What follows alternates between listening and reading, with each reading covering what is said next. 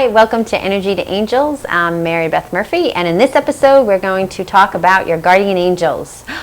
Exciting. I love the guardian angels. I know, you can tell. Well, I mean, it's an amazing concept when you think about it. You have two divine best friends that come with you since birth and work with you, are just standing there waiting to talk, waiting to help, waiting to assist. It's a concept that I just get so excited talking about it because it's amazing to me that they're just waiting. And think of all the billions of people on the face of this earth, and every single one of them has at least 1, 2, possibly 3 guardian angels waiting to help them. Now, how many you have is irrelevant. It really is.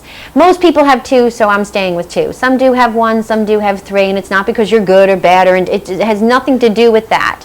Remember, we're dealing with divine energy. Divine energy is about being open and receptive to beautiful things. It's only being... Angels are just about love, are just about joy, are just about peace. And that's the thing is that just love that pours through, that wants to assist and help you.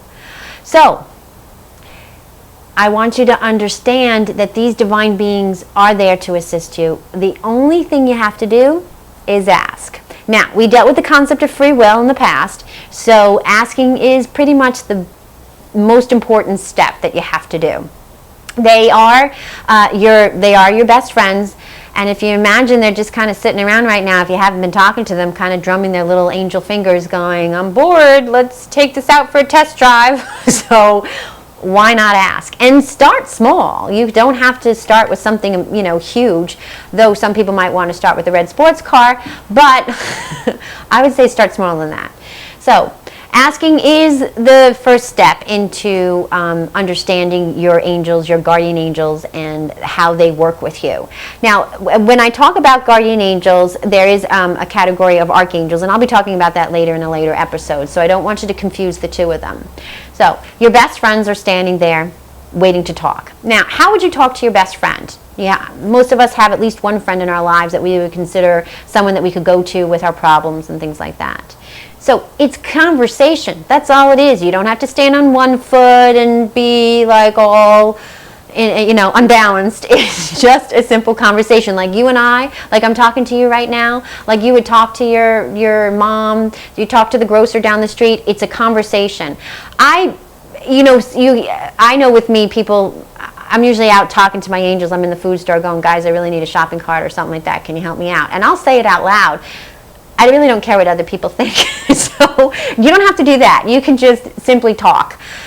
And you can talk at night. You don't have to stand, you don't have to praying. If you enjoy that, by all means do that. That is a conversation with them.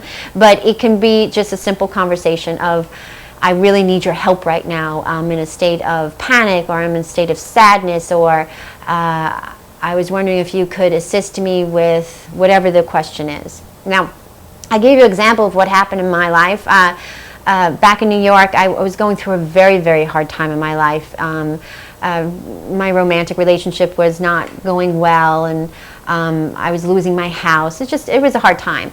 And I was on the floor one night, just really upset, and I just looked up and I said, guys, I know you're there, and this is really overwhelming for me, so I need you to help me, and I need you to help me now.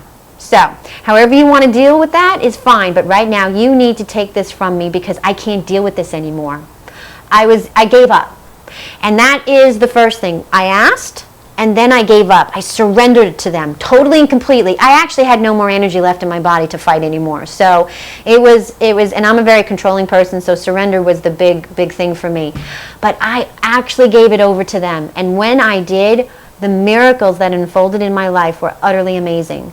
My relationship did end, but it ended so amazingly well. I was amazed because I thought it was going to be very traumatic. It wasn't that hard.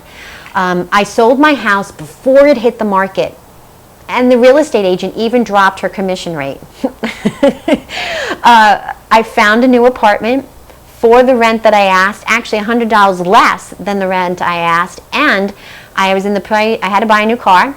And the new car I bought, my only requirement was that it had to have a CD player at that time.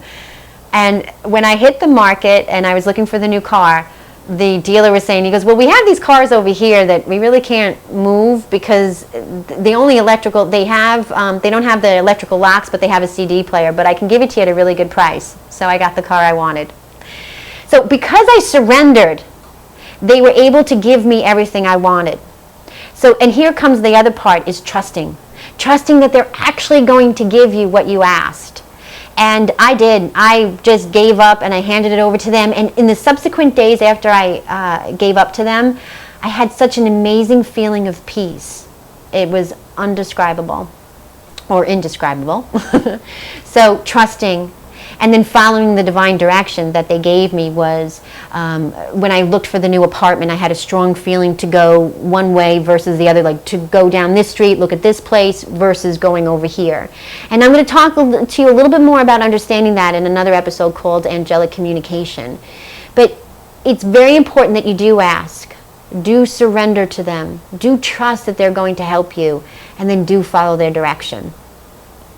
So, I hope you enjoyed understanding a little bit more about your divine best friends, and I hope things are going well in your life, but if they're not, please remember that the angels haven't taken you this far to let go of you now, and I'm living proof of that.